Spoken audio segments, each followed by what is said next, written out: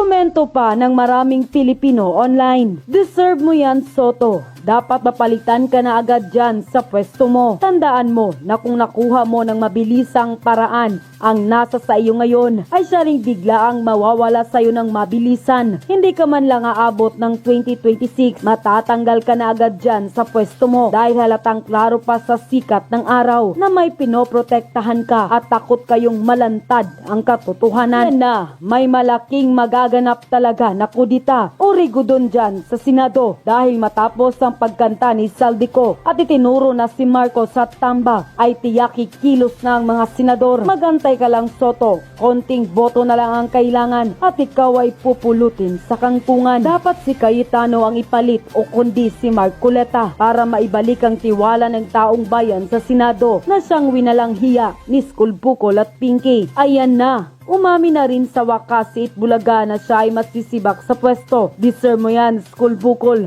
Bumalik ka na lang sa Itbulaga. Hindi ka nararapat dyan sa pwesto dahil ang dapat dyan ay yung totoo para sa bayan at dapat abogadong may alam sa batas katulad ni Cayetano at Marcoleta. Kaya mas mabuti pang mag-resign ka na lang habang maaga pa. Huwag mo nang paabutin na magkudita pa o magrigudon. Mapapahiya ka lang. Pantakip si VP Inday. Pantakip si VP Inday.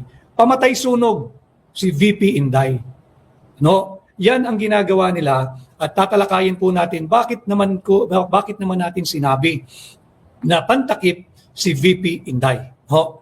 Bago po lahat, ang layunin po ng ating Tinig Maisog ay upang mabigyan kayo ng tamang gabay, ng tamang impormasyon, makabuluhang impormasyon at pananaw mula po sa akin.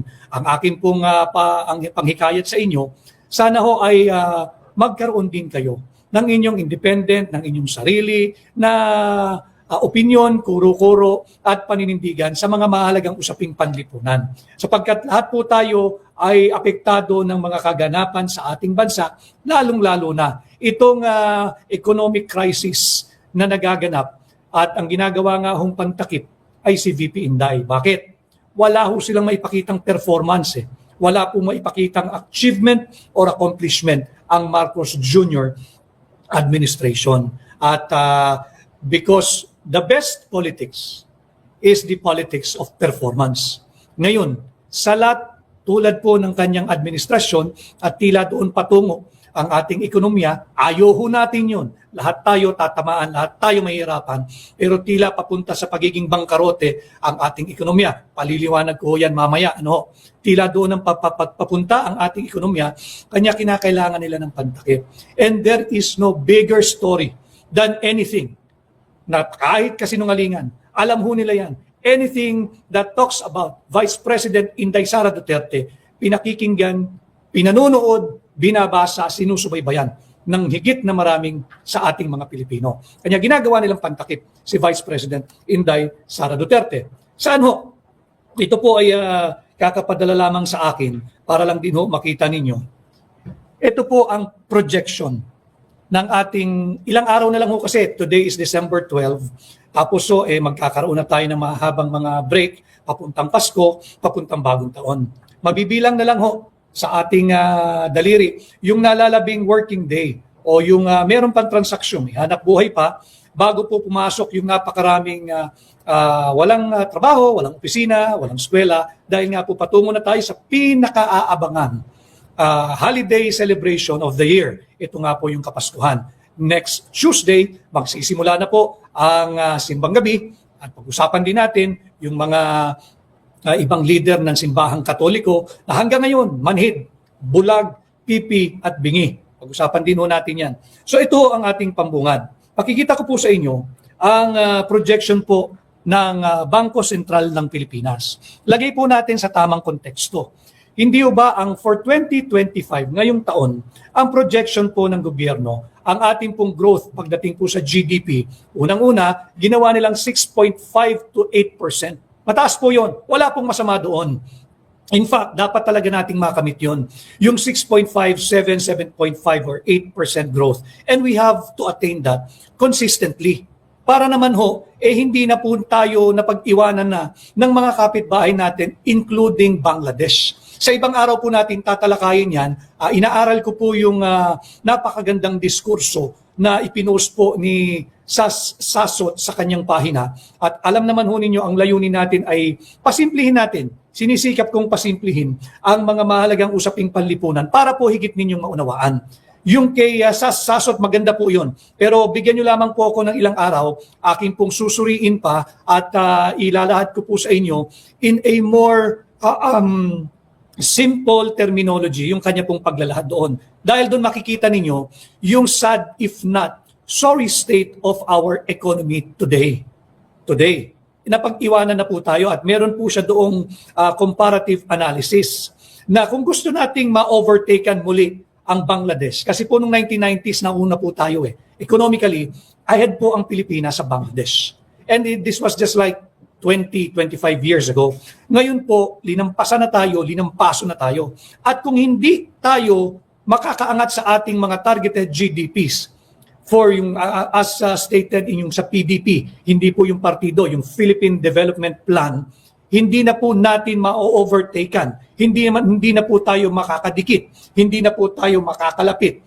Kahit dito sa Bangladesh, na minsan na nating napag-iwanan ng milya-milya economically. Ano? So ngayon, ang third quarter GDP ng Pilipinas ay at 4%. The lowest in 4 or 5 years. Yung 4% GDP ng Pilipinas. Bakit po mahalaga iyon? Sapagkat doon natin masusukat kung meron ba talagang gumagalaw na economic activity sa ating bansa. Wala po Di ba ang ginamit nilang pera natin, ibinuhos nila sa AKAP, diyan sa AIX, diyan sa kung ano-anong tinatawag nilang ayuda. Ang kanilang layunin to stimulate our economy. Yun po ay bahagi ng pambubudol ng kasalukuyang administrasyon. That program, yung unconditional cash transfer, that was never meant to stimulate our economy. Ang tanging layunin po nung AKAP, nung AIX, even tupad, no? Lahat ng klase ng ayuda, yung MAIP, ang layunin lamang po yan, ilubog kayo, yung mga tumatanggap ng AIX at AKAP, ng MAIP at tupad, ilubog kayo sa utang na loob sa mga magnanakaw na politiko. Ilubog kayo sa maling utang na loob sa mga magnanakaw na senador at congressman. Ano? Yan ang katotohanan dyan. Nais nilang magpasalamat kayo tuwing tatanggap kayo ng AKAP, AIX, tupad, MAIP at kung ano-ano pang ayuda. Hindi ho kayo dapat magpasalamat dahil yan ay galing sa buwis na binabayad nating lahat. Ulitin ko nating lahat. Hindi kinakailangan na ikay gainfully employed para sa masabing taxpayer ka or may tax contribution ka. Lahat po tayo, self-employed, unemployed, full-time employment or part-time employment, lahat po tayo. Bakit? Every time you buy something, purchase of goods or services, meron pong kaakibat na buwis yan. Kaya lahat po tayo ay tax contributor. Lahat po tayo ay taxpayer. Maaring hindi lahat ay may tax identification number. Maaring hindi lahat ay nagsasubmit ng kanilang income tax return. Pero lahat po tayo, nakakatiyak po ako dyan. Lahat tayo ay kabahagi ng buwis na kinikita ng gobyerno sa kada transaksyon. Paggamit ng internet, paggamit ng tubig, paggamit ng kuryente, paggamit ng mga gasolinang panluto, yung krudo, yung gasolina, yung kerosene, lahat po iyan. Lahat po iyan ay may kaakibat na buwis. Ngayon, 4% po ang tanging third quarter GDP ng Pilipinas. Nakakabahala na po iyon. Subalit, iba ho pagka meron ka pang ganito. Ito po si Ginoong Eli Remolona Jr. Yun nasa TikTok po, no? Because ang layunin natin ay to guide you and educate you, no? Ito po yung ating governor ng Central Bank. Ayon po sa gobernador ng Central Bank, ang projection po nila sa fourth quarter, ito po, yung October, November, December, itong huling quarter, ilang araw na lang po matatapos na itong ating fourth quarter. Ang projection po, imbis na umangat from the 4% GDP growth ng third quarter, bagsak na po yun eh. Ang projection po ng Bangko Sentral, bababa pa ito sa 3.8% ang ating GDP. Napakasama na po nito pag tiningnan mo ang estado ng ating ekonomiya. Ngayon, paano mo ngayon ipagtatakpan ang pagiging incompetent ng Marcos Jr. administration? Mahirap po pagtakpan na ito eh. Mismong gobernador ng Bangko Sentral ang nagsasabi na higit pang bababa at higit pang babagsak ang ating yung ating GDP, yung ating pong economic performance. Yung GDP is a measurement or a measure of our economic performance. Higit pa po itong bababa ngayong fourth quarter. Imagine ninyo, despite the pronouncement of this current administration, hindi ba meron silang inanunsyo bago po umexit o pina-exit yung dating DBM, Secretary Amina Pangandaman.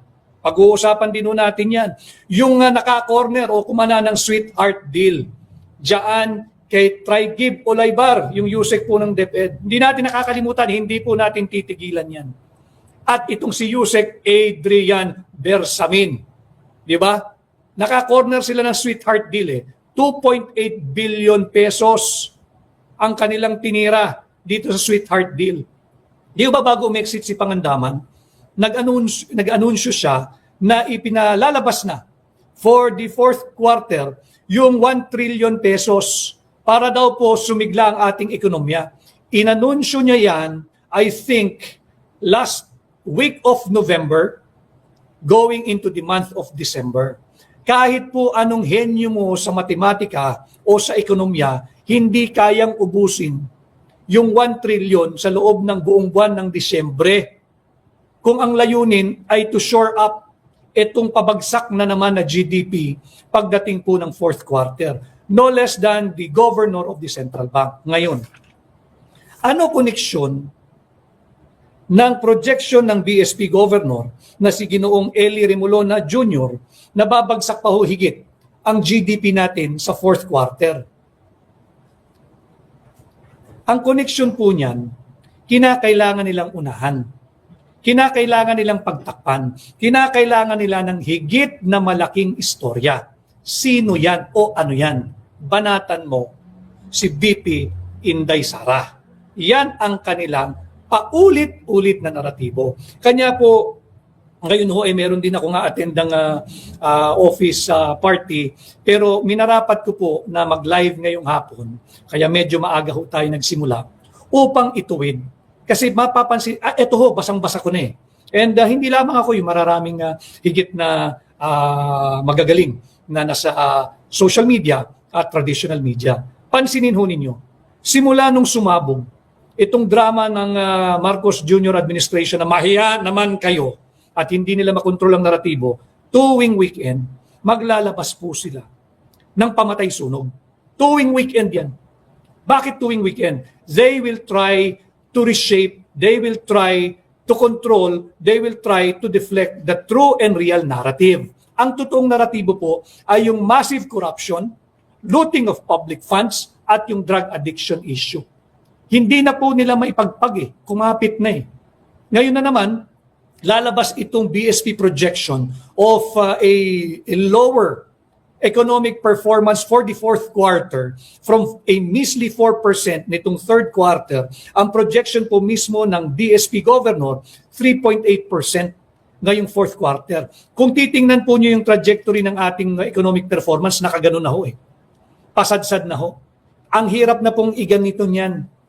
At most, baka pwede dahan-dahan. Nakaganon na po tayo eh. Bakit? Wala nga pong kumpiyansa yung mga banyaga o foreign at local investors and businessmen to do business in our country. Why? Again, borrowing the words of the President of South Korea when he withdrew yung kanila pong naaprubahan ng 28.8 billion pesos loan sa Pilipinas due to massive corruption and looting of public funds. Tapos kinumpirma pa yung matagal na nating pinag-uusapan, matagal ng bulong-bulungan, although very late yung paglabas ng kanyang pahayag, pero kinumpirma pa mismo ng ng Pangulo ni Bongbong Marcos yung drug addiction issue. So paano ka ngayon magtatransact sa isang pamunuan, sa isang administrasyon who is hounded by massive corruption, looting of public funds, and drug addiction issue?